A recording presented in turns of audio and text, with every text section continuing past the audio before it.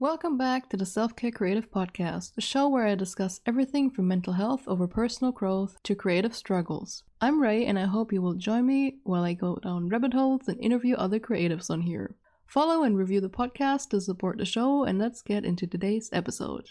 Hi, today will likely be a rambly, ranty episode. Just a fair warning ahead, because we're talking about the topic of cancel culture.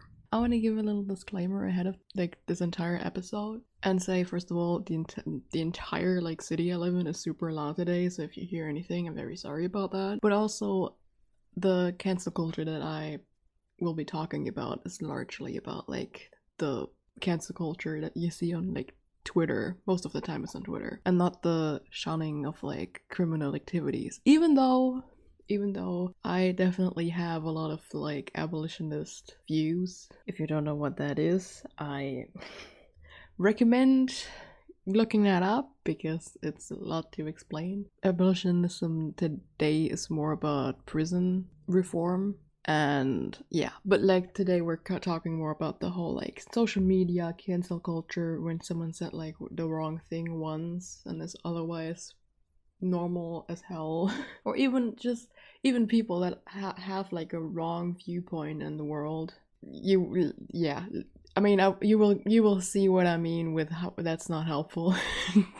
Putting them in the middle of that cancel culture is not helpful for change. Let's start. I have a lot of points, and I think I have 4 main points, but I wrote so much down and I didn't really reread it, but I can freestyle this, I'm gonna be honest. So, what is cancel culture, and why do so many deny it exists by interchanging its meaning to accountability, or just a lot of people call it accountability culture, call out culture, whatnot. A lot of people want to say it doesn't exist or say it's okay because if someone said something, I don't know, sexist, for example, that they suddenly have the right to punish them. And then, but at the same time, they say, oh yeah, but this is not punishment, it's just social media. Which is already where the first mistake is, because just because it's on social media doesn't mean it doesn't do anything to someone's mental health. Anyway, cancel culture, how I see it, is a group of people with an opinion that they enforce as soon as they see someone else in the shared space that they are on social media oversteps their unstated boundary. Usually it's small stuff people get called out for. It's a small unstated boundary.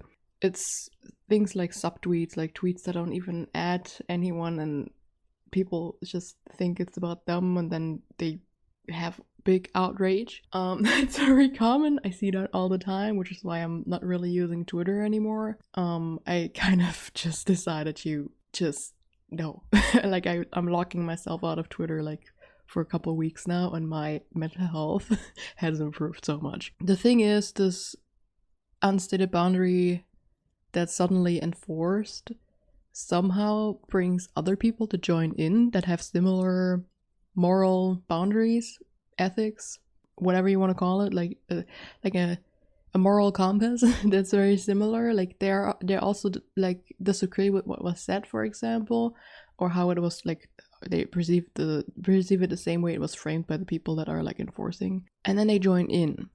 Often people tell other people to unfollow that person, pressure anyone on their side, and judge anyone standing with the cancelled person.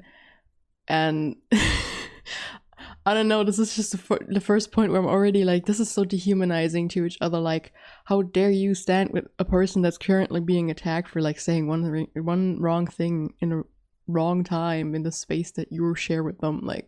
I don't care if it's the most sexist thing ever. Usually the stuff people cancel for, maybe it is sexist, racist, whatever, but it usually comes from a place of not knowing that it is sexist, racist, anti-LGBT, whatever. And I say that as someone that's part of the LGBT community. The first thing that I give people is grace and try to understand where what they did came from. Unless they are actively attacking me, I give people the benefit of doubt. Yeah, I don't know, I just find it very dehumanizing in and of itself to be like, what, you stand with that person?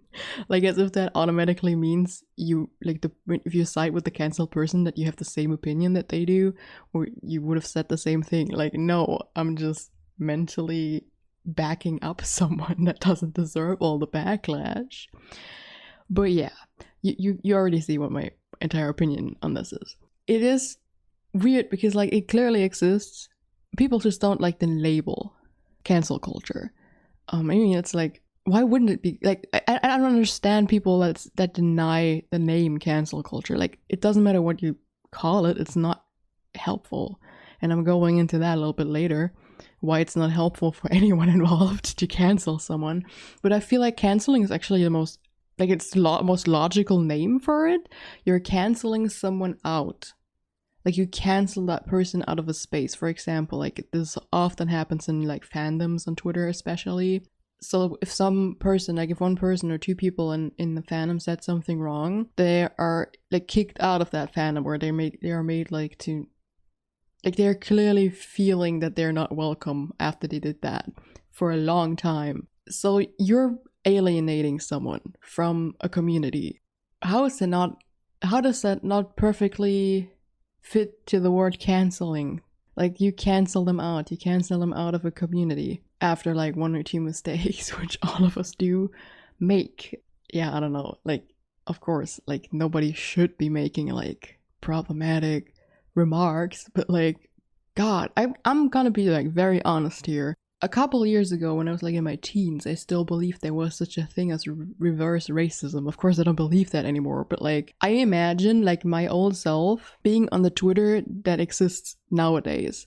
I would have, like, I would have had so many mental problems for being cancelled over that. And the thing is, I learned through Twitter that this is not a thing. Like, someone on Twitter gave me grace and explained to me that this just doesn't exist. Like, I don't know, this is I have a very strong opinion on this because people in the past have given me grace when they could have cancelled me out, and I learned more through it, and it made me a much better person than if someone cancelled me. And I was like small scale cancelled in, like, fandoms before, and it's like, it only builds resentment. The only thing I feel about people that cancel, or, like, whatever you want to call it, me in fandoms about, like, stuff that's so unimportant at the end of the day, was like the only thing that I feel about them is resentment, because they think that's okay to do. Like, they think it's not online harassment. They think it's okay because someone else did something wrong. And I find it funny because it often like relates to, like, stuff that they see as racist or xenophobic in the spaces that I was in. And usually the stuff that was said wasn't even, like, in the realm of, like, microaggression. It was just like, you wanted to willfully misunderstand it. There's also a thing that happens a lot online, just this willful misunderstanding. Instead of just asking, how did you mean that, it's just instantly like, you're a racist for saying this, or you're I don't know, you're transphobic for saying this. It's like alienation from a community that you like feel like you belong in, does something to your mental health, and anyone denying that is just weird to me. And I find it even worse, like, I've seen people that say it's okay to make someone feel like that. And it's like, I need to add this, it's always Americans. Like, I've never heard this from a European person, or from a person in general that's, like, coming from a country where I'm gonna go into, like, something here that's a bit more political, but, like, in the Western world, except for the US, our prison systems are not as punishing. Like, yes, we're still punitive, of course, but we don't have the death penalty. I live in Germany. In Germany, like, prisoners can, like they can use, like, knives in the kitchen and whatnot. They are handed, like, responsibility still. And then the US, it's the whole, like, prison system and the justice system is just based on, like, inflicting pain back, like fighting fire with fire, and it's just not helpful. Like, but you see this exact mindset that comes from, like, the prison and justice system. You see that in the people. I find that very interesting. Like, I don't know, I just wanted to add that, like fandom, I need to get a little bit into that, because usually cancel culture comes from fandoms or online communities. At least I wouldn't call all of it fandoms. Sometimes it's just, like, a group of people that just found together in some way, shape, or form. But it's it's very hard to like explain what I mean here, but I feel like you kind of get what I mean. I kind of lost my train of thought there. Oh yeah, like fandoms are at the end of the day, they're just like a microcosm of the thing that they come from. Like in the US, US majority fandom or community online will reflect how the US works on a smaller scale. So like there are always gonna be assholes, of course, right? But I find it very interesting that people like I find the irony in people calling other people xenophobic or racist for saying one wrong thing and canceling them out as a group, but at the same time standing for anti-racism, which is literally all about like not everyone that's anti-racist is abolitionist, but like usually like people want like prison reform and they are like against the police. And like I find it funny because these people don't realize, like the canceling people often don't realize that they are literally the police, just on a smaller scale when they cancel someone. I've talked about this with friends at length because I've seen people that I'm friends with like completely like demolished online. Like their name was like just dragged through the mud for like saying a thing that was a personal opinion, but everyone was like, but because you had a personal opinion about someone that has like belongs to a marginalized group, now you're against that marginalized group and stuff like that. I don't know. It's always the I don't know what the word is, like the justice from one power from, there's a word for this in English. I think vigilantism? I'm not sure. There's a reason why law has 3 instances. Like there are 3 different parts of justice, right? There's like the judicative, executive, and legislative. You know what I mean. I can't pronounce some of these things. But there's a reason why these 3 exist, right? And I find it very fascinating how cancel culture is just like the same, like cancel culture is like the executive of justice on a small scale, so police.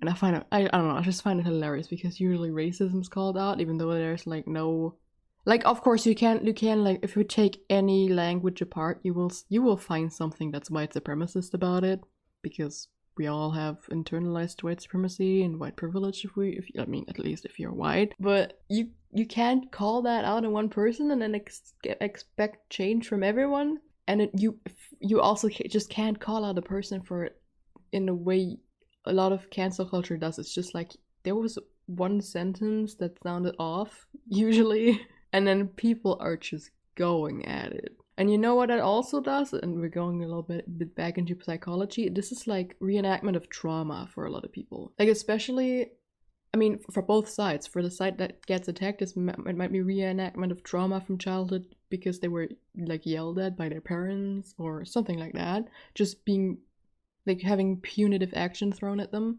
Or it is from the attackers, like from the canceling people. They reenact their trauma in the form of like maybe they also were like yelled at, or like they had the same trauma but they just they show it differently, but like in a more aggressive form that's more harmful to people. I find it very, very interesting how like developmental trauma can like play into this, because I 100% believe that this is definitely a part of it. I don't know, I just find that very, very interesting. And I always find it interesting how those exact people are then like, oh yeah, this punitive action is okay because I personally am offended by it. It's like, I'm currently reading the book Adult Children of Emotionally Immature Parents, and people that cancel most of the time cross off every single, or like 2/3 of the characteristics of someone that's emotionally immature. I don't know, I just find that ironic. Because they expect like to be always right from others, but they themselves are like, no, I'm the center of how things should be. And for some reason, this is also an interesting part about like developmental trauma and trauma reenactment. I feel like a lot of people that's died with the canceling person, usually there's like one main person or like a main group. The people that like um group with them to not also be like cancelled or stuff like that. They are submissive out of their own like internalized, maybe hidden trauma. I find that very sad, but it also shows why we need like emotional intelligence to be taught in school. Like it's so crucial for people to be self-aware enough to realize, yo, I did this, and this is why I did it. Like this is reflected my inner child or some stuff like that. It's a weird topic to talk about because there's always someone like, but canceling is okay because this person said something really bad and it wasn't just a vague tweet or something like that. But then I'm like, this is where I get a little bit into like the mental part, like of someone that is currently being cancelled. I mean, I'm not currently being cancelled, it sounded like that, but yeah, you know what I mean. When you are thrown into being cancelled online in like from a community that you like feel like you belong to and you're like you feel comfortable in, you have friends there, if you lose, like we all agreed on online friends are real friends, right? So if you lose real friends online, that is still having an impact on your mental health. That is like you feel, I've talked about this in like the first episode of this season. You feel abandoned, and we all have like an abandonment wound to some extent. So this is triggered, first of all, like if a ton of people punish you for one mistake instead of like extending grace and education, and like one or two people out of this entire group just taking a little bit of emotional labor and teaching you, and you will likely be receptive towards that if you're like a good person otherwise. It's just, you will have a trauma reaction, like, because the abandonment wound is developmental trauma to an extent, so you will act out of a hurt pattern, and it's really hard to stop yourself from that. Like, usually when people are being cancelled, there's like an extent of victim mentality that they then show, which I can't judge that, because that's you're thrown into like a child position again in your head. Like if you're abandoned by a community that you feel like you belong to, abandonment wound usually comes from childhood, sometimes from like relationships later in life, but usually childhood. So you feel catapulted back to childhood when that happens to you, and you act like a child in that moment. That's why we need to heal our inner child, by the way, because otherwise we act from that point all the time. And if we can see that we are acting from a hurt inner child perspective, we can stop ourselves. But yeah, it's just a lot of times. Also, okay, I need to get into a situation that actually happened to me. I pointed out a while ago that a lot of people in a space that I was in were talking about like very traumatic things that happened to them, like racist things that happened to them, keep happening to them. Like they kept venting about it on the timeline, and I'm like, I'm totally fine with that.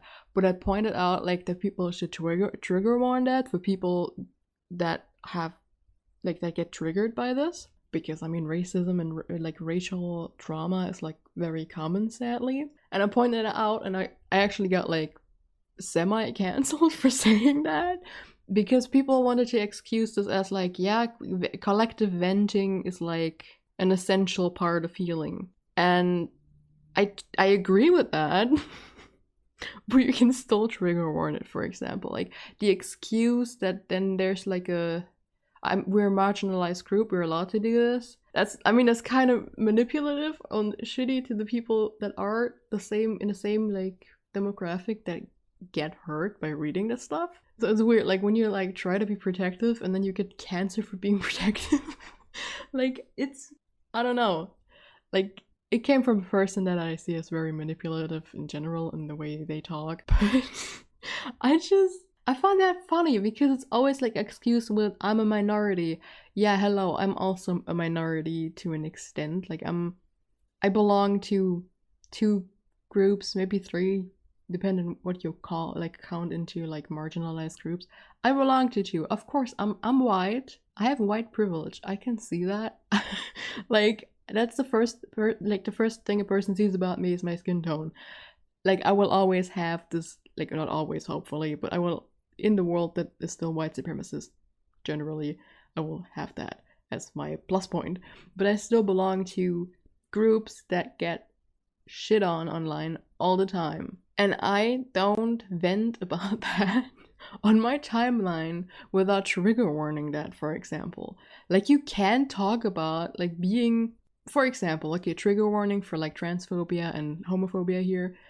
I'm recording this in the middle of Pride Month. I made a couple Instagram reels for Pride, and yesterday one of these reels went a little bit more, it was like distributed wider, and I got like several like comments that were like super homophobic and transphobic. And if I share that, I'm telling ahead of time, like, if I'm not going to go into comments that were commented, but like if I would, you can't do that without warning someone. Like hearing those words repeated are hurtful, or seeing what, like, that this happened to someone else in a community in general can be super, like, it makes you lose faith in humanity to an extent, right? I also kind of just point out, often this comes, like, these cancellations come from people that say social media, like, the community that they are in is a safe space. Can I just give a little disclaimer? Public social media, like timelines, are not a safe space. A safe space is a closed space with people in it that are supporting you. A DM group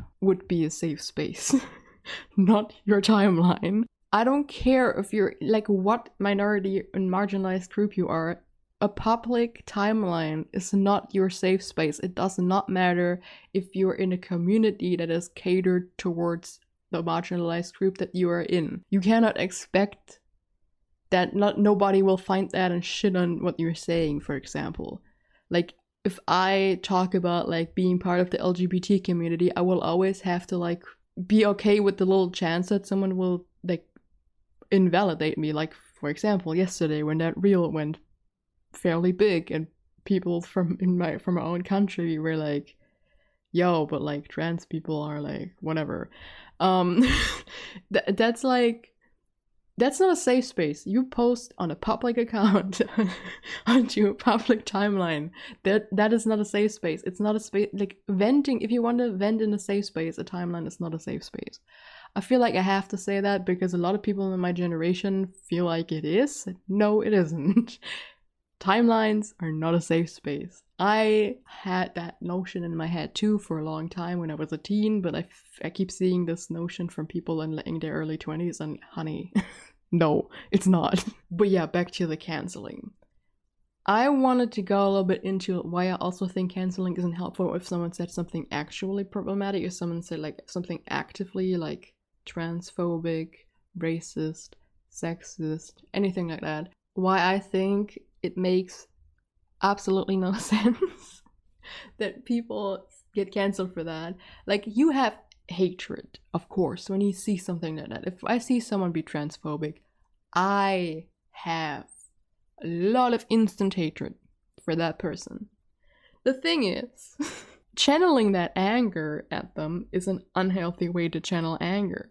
It's not good for you, it's not for the good for the person across you, like, that you are, like, trying to attack. Like, it's only creating more problems. Like, I get that your nervous system wants to get rid of the anger, and especially if it happens online, just lock your phone and, like, yell, because that's good for your nervous system. Like, you can be in a conversation if you didn't regulate your nervous system first. So, like, breathing deep, like, yelling, that really helps. First of all, like, all of this, just the excuse that, oh yeah, doing that, like, directly, like, unhealthily channeling anger towards someone because they said something shitty, that's not an excuse. It's still not okay to attack people. I'm a very, like, it's not even that I'm pacifistic. I'm the first person that will yell at someone for, like, being racist, like, being bigoted. But in real life, like, I would never. This is a rule I always go by. If I wouldn't yell at someone in real life, I'm not yelling at them online. And the stuff people are being yelled at online is stuff that I've never seen someone be yelled at for offline. So that's why it's, like, kind of hypocritical. But yeah, the other reason why I think it's not helpful to cancel someone, even though they were bigoted online in a lot of cases, that like don't fall into the I would yell at you in real life part, is it radicalizes people. I mentioned that earlier. You create resentment in these people. You create no space for growth in case that person isn't bigoted at their heart. And you create resentment. You create if you're cancelled. I mean, I have friends that were canceled so hard that they like started to feel like they were like drifting into a right-wing direction for like hating cancellations. That's how hard this impacts some people. This is what I mean. Like I'm grateful that my friend obviously is not right-wing, but like she was like, oh yeah, I felt for a while like that I was like drifting into like a very unhealthy space because of the resentment I had towards the people canceling.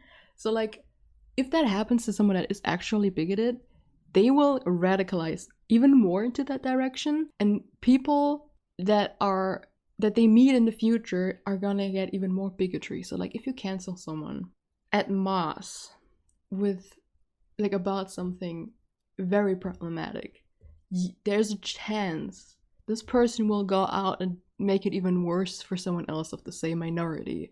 Like they are already like, for example, they already said something like racist, but if you cancel them, the chance that someone like that you radicalize them to say even worse things to other people of color is higher. Like you risk the chance of radicalizing someone, and that is never helpful. That is never good. We don't like radicalizing people. And yeah, I don't know, I feel like that's kind of obvious, but sadly it doesn't seem to be. This is the point that I feel like a lot of people might disagree with. Like, you still want to like call out bigotry, but if you look at it from this standpoint of like, yo, I might make this person so angry at people like me that speak up and people of the minority that they are gonna be even worse to the next person of that minority. You get what I mean? Like, of course, sometimes you can't even get to these people with talking because you can't change people. But yeah, that's why that I just wanted to explain why I don't find it helpful for people like that to be like canceled, because yeah, you just risk someone getting it worse than you. Like, especially with TERFs, like people are like calling themselves feminists but excluding transgender people. If you cancel them, they will only radicalize more and make it worse for like trans people, for example. So yeah, I feel like that's a good example. Like you if you do that TERF will just be even worse to the next transgender person. But that's also why I think smaller mistakes that are not straight up bigoted should never be cancelled in the first place. Like, give the person grace and educate them, and they will likely never do that mistake again. I have seen people be cancelled for like stuff that wasn't like I can't even explain that without naming a specific situation, but I've seen people being cancelled for like stuff that could have been interpreted as problematic, but if you asked them like privately what they actually meant to say, it wasn't that at all. For example, like, you always risk, like especially on Twitter, you always risk misunderstanding someone but punishing them for your own understanding of that situation, and that's never good. Like, I often see like this whole like, oh yeah, we don't owe you emotional labor if we're a minority, and I get that and I agree with that. Nobody owes anyone else emotional labor.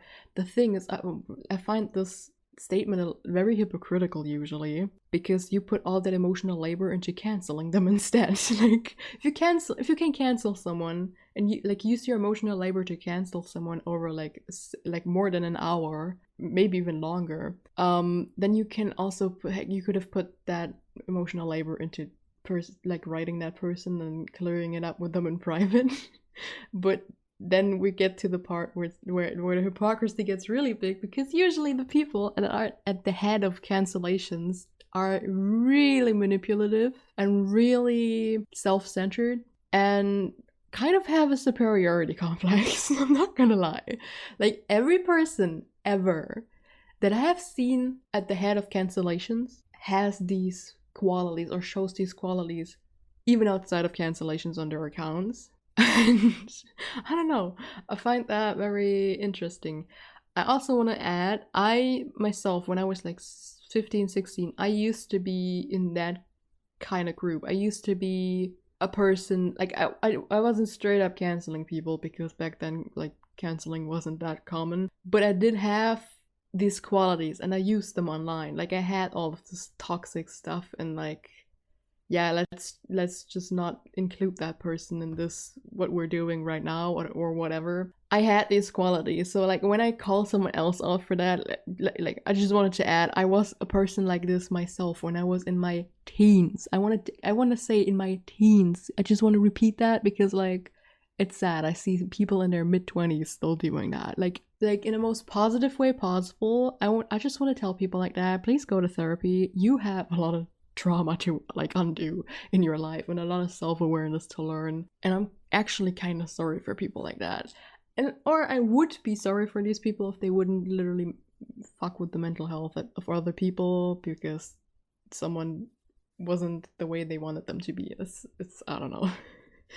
That's what I don't get. Like you don't set the rules for social media. If you don't like what someone like says on social media, you unfollow them, you mute them, and you block them. That is boundary setting. What is not boundary setting is like just sending a group of angry people at them.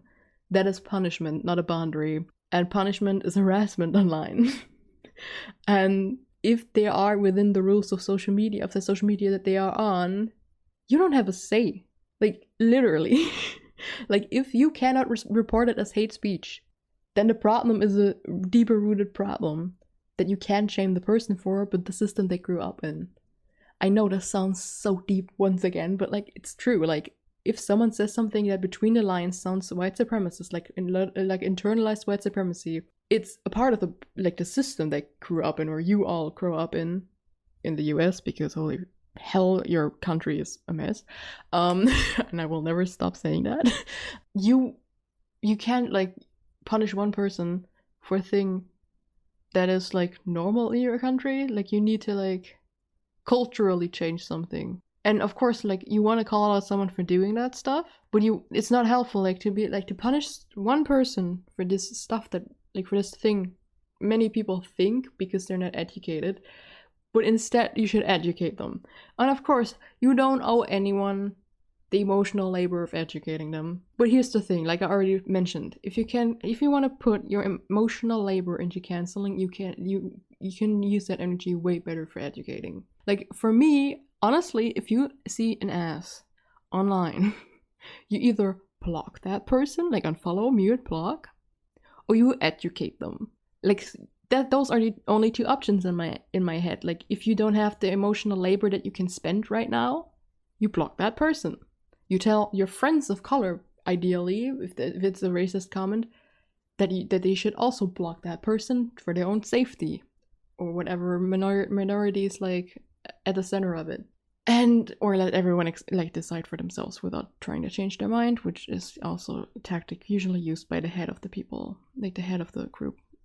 Of cancellations, usually, whatever. Like, you either do that if you decide against emotional labor, or if you do decide for emotional labor, like if you do have this anger response, the first thing you do is trying to channel that anger in a healthy way, recenter yourself, and educate that person, or talk to them in private and tell them, yo, this was a shitty thing to say. Like, that's, you know what I mean?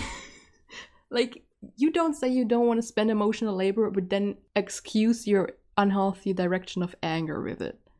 And that's what's happening every single time I see cancel culture anywhere. It's always they had it coming for them. It's not that deep, which is like you know, which is holding them accountable. Holding someone accountable. Okay, let's get a little bit into that. Holding someone accountable is not canceling them.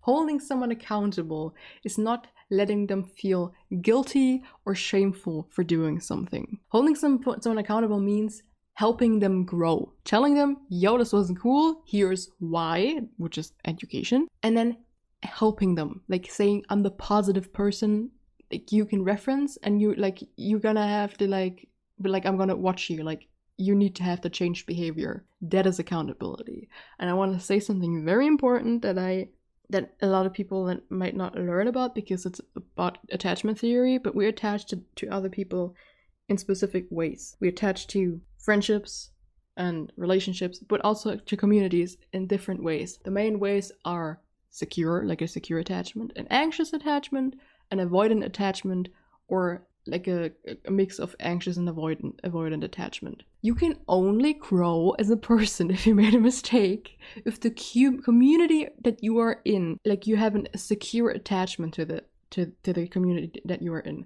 So if in a community space you want to cancel someone, or you're helping canceling someone, the next time, think about that. A person to grow needs a secure attachment to a community. Like the person needs someone to grow with, ideally someone to use as an example, like as a positive role model, but the person does not need shame and guilt. Shame and guilt never brought anyone anywhere. Shame and guilt is like literally the center of all problems in this world, and cancel culture is creating exactly that, an accountability culture, or whatever you want to call it. I also want to add cancel culture, let's not call it cancel culture, because in this sense, and what I'm trying to explain, it's call out culture. Call out culture, which cancel culture kind of came out of. Call out culture was made for celebrities, big brands, government, big institutions that you couldn't take on alone, or like people that have a lot of fans that still need to be held accountable. Call out culture was not made for the average person on social media or in real life. And call out culture and the cancel culture coming from it sometimes ends in people being doxxed and never being able to work again because there were lies like published about them. Like, this is not some fun thing you can do. Like, if someone's name is connected in any way to their account, they might never find a job again because you played something way out of proportion, or you chose a negative way for them instead of helping them educate and do better and maybe help others be better. And people that still have a lot of hate in their heart are like, oh yeah, they deserve never working a job again for saying this one negative thing on social media. And honestly, if you're like having that mindset, I don't even know what I would tell you, because I want you like 10 kilometers away from me if you're like that. Nobody like deserves punitive action. And if you say, like, if you probably in your head tell yourself, yeah, if I did that, I also would want to be like held accountable like this, like punished. I want you to like examine yourself and your brain why you would want that for yourself.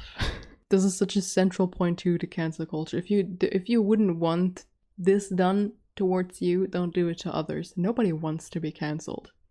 Then why do you do it to other people? I don't know. I don't know. I just find it very telling about the state of trauma someone is reenacting when they tell, like, when they call out stuff that they do themselves, but then when they do it themselves, it's like a completely different situation. I don't know. I find like there's a lot of trauma that is reenacted, but also created through like that action. And the trauma is also the reason why you think it's okay to punish other people, because you think punishment is in any way like the right way. It's not. It's not, unless someone is literally actively infringing on your human rights, which is not possible on social media unless it's like hate speech and reportable. Unless that is the case, just, I don't know, stop. I don't know what else to tell you. Like, this is like such a basic thing for anyone that didn't grow up with social media from like the age of like 7. I don't know. I grew up the first half of my life without the internet. Maybe that's why I think this way. Who knows? But I do not understand why grace isn't a thing anymore on social media. Like, giving other people grace, giving other people the benefit of the doubt, even if you're a minority and get trauma from that all the time. Like, if I see someone being transphobic, I'm like, yeah, I'm gonna block you.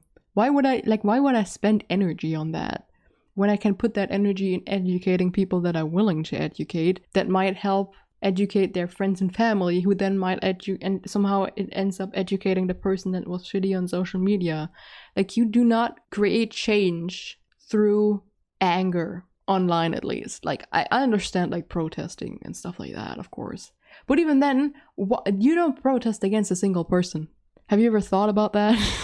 Like, yeah, you might protest against the president, but the president is backed up by an entire like justice system and like like a whole like house and whatever, like a parliament, that's what you're like protesting against, for example, right? If you're protesting against racism, like Black Lives Matter, you're protesting against a system, not a person. If you protest, like the only time when someone protests about a single person, against a single person, is when it's a dictator. And even a dictator has people backing him up, otherwise he wouldn't be a dictator anymore. You never like direct anger towards one source.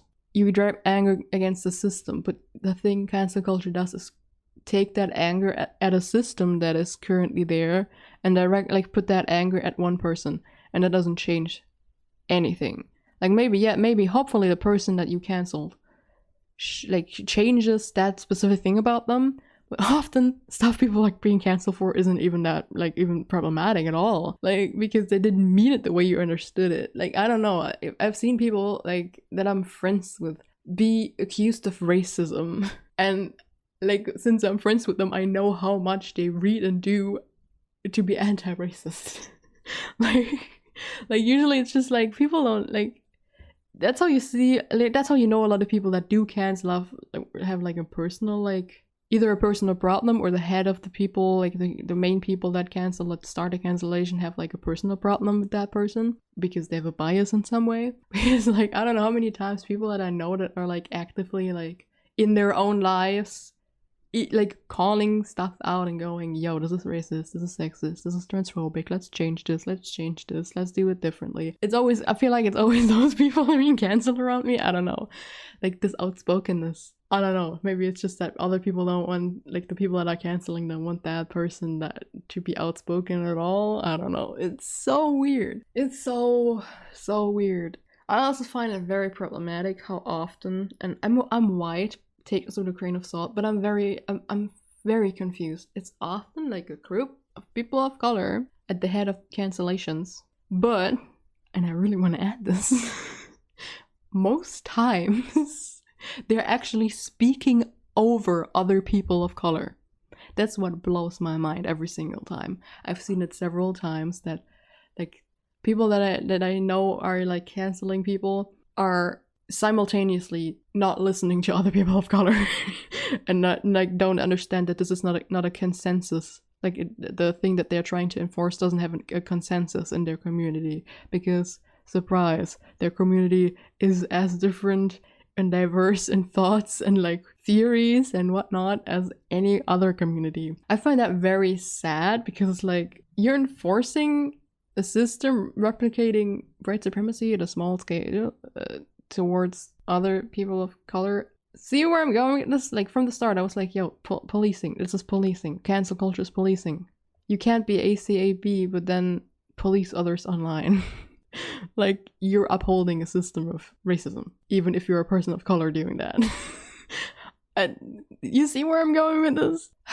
It's really hard to explain this. I kind of want to like invite someone sooner or later on this podcast to talk about this in depth with someone that's actually like a person of color that like studies this, because there's so much depth to this. So much. It's like disgusting how much depth there is to this. And I as a white person can't like go into all these things, but I find it very sad to see like people of color speaking over other people of color. Like you're all equally as important. Like, it's so sad. Just like, yeah, I don't know. Of course, different people have different like levels of like, yeah, this is like offensive and this isn't. Like what I find offensive, another person might not find offensive that much, or like it's not that deep to them. But still, either way, it wouldn't give me the free pass to be like mean to a person. There is something called nonviolent communication, NVK, not K, MVC. Me and acronyms. To be fair, communication in German starts with a K. Yeah, that's I feel like that's a lot of people on social media should read that book. It's still on my to read list, but I know like the basic lessons from it. And oh my god, if this was like a thing everyone in school had to read on all of the world would be different. That's all I'm saying. My god, I just really rambled for this episode. I didn't even continue to read my my notes for this episode. But yeah, I went into what drives people to do this. Like, oh yeah, no, I didn't fully went into that, actually. I went into how it affects the psyche, and I went into what should ideally be done instead, because like just based on basic psychological knowledge. I went into not alienating people, setting boundaries, letting people with the let people with the mental capacity help the wrongdoer to do better. Like, if you don't have the energy to put in emotional labor yourself, send a friend that's equally as like well versed on the topic that currently does have the energy for it. Like, if you're a person of color and you have a white friend that like can explain to a person what they did was wrong, then let that person do their job with their white privilege. Like, you know what I mean? Like, I would do that for a friend anytime. Like, if someone told me, yo, there's this person that says something very upsetting, but I don't currently have the bandwidth to like tell them this is wrong, can you please do that? I would do that in a heartbeat. Like, but yeah, there's better alternatives to like radicalizing people by alienating them. But I wanted to really go into a little bit what drives people to do this. I already went into like that. Usually it's reenacting trauma, of course, but I want to go a little bit more in depth about that, because developmental trauma does a lot to people. It often is a need for control. I feel like that's like a very, like I already mentioned it with the superiority complex that people sometimes have. That kind of connects a little bit. Like, some people just have this need for control over a space, over a community. And I mean, even I, to this day, kind of like feel this a little bit, like from my teens still. Like, when I was like a little bit toxic in my teens regarding this stuff. You want to have like power over something, but it's coming from a place of anxiety, and a lot of people, I feel like, don't really know that their need for like control, have a say over things, comes from a place of fear and anxiety. Then another thing is the need to homogenize an opinion, so like making a group feel a certain way. Homogenizing means just making everything the same, making all opinions, for example, the same, based on your own moral compass. Like, everyone has to like go by your compass, your inner compass, and everything else is wrong. And I mean, if you have several friends that help you cancel someone based on that compass, yep, that happens a lot. What also often happens is like pushing your own boundaries on a whole space online, which is why I mentioned this safe space part. You cannot put your own boundaries and apply them to a whole space. You can't do that. Not everyone has the same boundaries. This is also what I mean with people of color talking over other people of color. You have different sets of boundaries. You can't just apply your set of boundaries and say, yo, everyone in the space that I'm in needs to abide by them now. Because if they don't, you set your own boundary, which means you block that person. You don't need to call them out because they didn't hold in your boundary. It's often taught when talking about boundaries that the reaction is not your problem. You set the boundary, you cut them out. If they like keep violating the boundary. But if you don't tell them the boundary in the first place, that is also a thing. Like, on social media, people just expect that other people know their boundaries. That's a whole different story. But like, that also goes into cancel culture. Like, I don't know how many times I've seen people being canceled for like overstepping a line that they didn't even know was there. I myself have been like called out for overstepping a line that I didn't even like, that was never stated to me was there. On top of like my words being literally like taken out of context and lies being spread about me. I don't know how many things I've like, being in fandoms is wild. Freaking wild. Like, I no, it's just so confusing, I swear to God. And then there is this, like, I want to add this to the superiority complex thing. A lot of people with superiority complex at the same time have victim mentality, which is why you can't call them out. Like, for example, if someone cancels people regularly for stuff that's like not that deep, like truly, like a lot of people don't see the problem with what is called out several times, and you call that cancel person out, the first thing you will be met with is victim mentality and throwing accusations back. And I don't know, like, I know someone that does that, and I'm glad I have that person blocked now, but it's very interesting, like, watching that, just I'm not doing that, and other people are doing it worse, and you only hate on me because I'm in this marginalized group, or you only hate on me because you personally dislike me, whatever. There's always like this victim mentality of like, I'm not the problem when people are the problem. And I find that very like, that's sadly very common, which is why I wrote it down. Like, you cannot go to these people and tell them what they did wrong. But this exact superiority complex with a victim mentality is emotional immaturity, which I find so interesting because I wrote the notes for this episode before reading the book about emotional immaturity. But now knowing that this is like coming from the same like place is very, I mean, satisfying, I guess.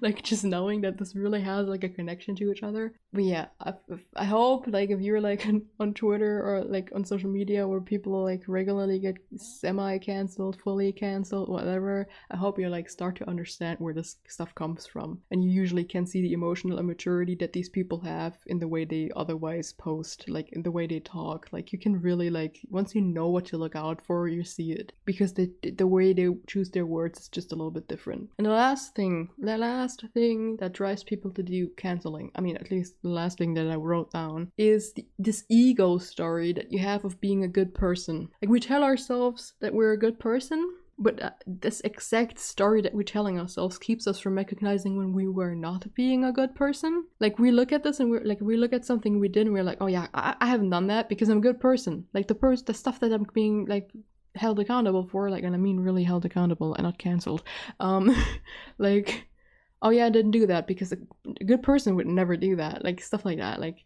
we tell ourselves like we're a good person and that we can't do wrong because we tell ourselves that story. And truth is, every person has the choice at any point in time to be a good person or a bad person. So you can't tell yourself the story that you're a good person, because you will be a neutral person or a bad person in your life at different points in different situations. You will never be 100% a good person. We all have like, it's a decision to be good. And thankfully a lot of people choose over and over again to be a good person every day. But yeah, we should like also like look into like that. Like a lot of people that cancel are like, I'm a good person, I can't do bad things. That's something I've been seeing a lot in the recent 2 years, and it's kind of sad. This was a messy episode until now, but there's a lot to talk about with cancel culture, and there's so much knowledge about psychology that I didn't put into this episode because it would complicate it even more. There's a lot about trauma that I have like in my head about this topic, because it's really, really, really bad if the person that's being canceled has PTSD. It's also for onlookers that have PTSD, it's really bad because it gives you a PTSD response to see someone else like be targeted that way. And I know people that do cancel often try to excuse it. Like I already gave examples, like the justice from one point as if you're a police, and telling people that they had it coming. But this stuff messes really, really intensely with your stress hormones when you're like the victim of it. It can trigger anxiety, depression. If you have PTSD somewhere, PTSD. If you have an abandonment wound that you didn't know about, you might actually develop the trauma response after you went through an event like that. It's nothing to like take lightly, and it's nothing that you can excuse by, yeah, they had it coming for them, because like I said, this is a very American mindset. Like they had it coming from them, or that's the same as like, hey, they shouldn't have done the crime, and now when they're out of prison they can't get a job. They shouldn't have done the crime in the first place. That's like such an unproductive way to think. Like you cannot go into an online space and expect anything other than a microcosm of the actual world we're living in, and that's just kind of a fact. I don't know. I don't even know how to end this episode, because I could add over and over several things that I probably missed in this episode. And people probably, like the people that are the type of cancellation people, like the leader of cancellations, they will listen to this and they will be like, they will find ways to like misunderstand this. And like, I shouldn't give a flying F about that, but I kind of do, because I kind of want to, like, deep inside, I really want that, like what I just said in the last hour, to land with like in the minds of people that do this. And of course I hope I spent that I gave some solace to the people that have been at the receiving end of this kind of treatment online, because yeah, this is never Like, you didn't deserve that. I don't care what you've done. I don't care if I disagree with you. I don't even, like, I don't know. Even if I would have angry against you about what you said because I'm myself part of like the LGBT community, I don't care. You did not deserve to be cancelled. You did deserve to be educated. You did deserve to maybe be blocked if it was really bad. You did not deserve mental distress for what you've done. You don't fight fire with fire unless it's like on a constitutional systemic level, and that's just not what it is on social media. And yeah, yeah, I really hope this episode landed with the people that needed it. I hope like younger people that listen to this episode are learning to not do certain things online. But I kind of feel like the people that listen to my podcast already know not to do this. I really hope that the people canceling stop canceling. I hope that canceling becomes a less normal thing to do. And I hope actual communication is a thing social media is used for more again. Because holy hell. It's called social media for a reason. We should use it in a social way. And I know when you go really deep inside of like the human psyche, of course, we all have like this need to be heard. And that's why cancellations also happen. And like, of course, social media is also a microcosm not only of the systems we live in, but also the social systems we live in, like the society we live in. Of course, people are gonna be bad or make bad decisions, and of course you have to factor that in, but that doesn't make it okay to like just let yourself be bad just because another person did something not okay. Like literally every spiritual leader in the world is like, love is the answer. Any indigenous folk is like, love is the answer. Every psychologist, love is the answer. Like, can you argue with that? Not really. But once again, I make this episode because it's a societal problem. I cannot blame the people that do cancel for like living in a society where it's okay to like act out this negativity on social media just the way they do it in real life. So it's a society problem that cancellations are a thing. And that, I mean, social media is just social media. There's a reason for the name. But yeah, I don't know. I feel like we should be outraged by more important things. We should be outraged by the systems that can be changed, not by singular people that can be changed by normal talk or ignored because they really went over the line. Yeah, I don't know. I keep rambling, but this is a topic that's very near and dear to my heart because these people that cancel make people feel like they deserved what happened to them. And I look back at being called out myself and I'm like, no, I did not deserve being called out like that. I deserved to maybe be blocked. I deserved to be talked to. I deserved to have like an outline of what exactly I did wrong and how I could do better. And I deserved people not like telling others literal lies about me because that also happens. Very important topic. I really hope you share this episode with someone that might need to hear this. I hope you yourself liked this episode. I hope your mind opened a little bit about the online space. And I really recommend to every single one of you, I don't care what age you are, that you limit your time on social media every day. I have a time limit of being on social media, like allow myself to be on social media for like, I think only 10 minutes is my time limit. I have 2 apps that limit me because otherwise I would just turn off one of them. So no, I have 2 ways to like lock myself out of that app. So I like have to make a conscious decision to open it. You will notice that you have more time for reading. Like, since I am less on Twitter, I read so much more. And I know cancellations also happen on other social media, but honestly, Twitter is the most useless social media the more you think about it. Sadly, it's like one of my favorites. I'm currently trying to change that. But Twitter is just so useless.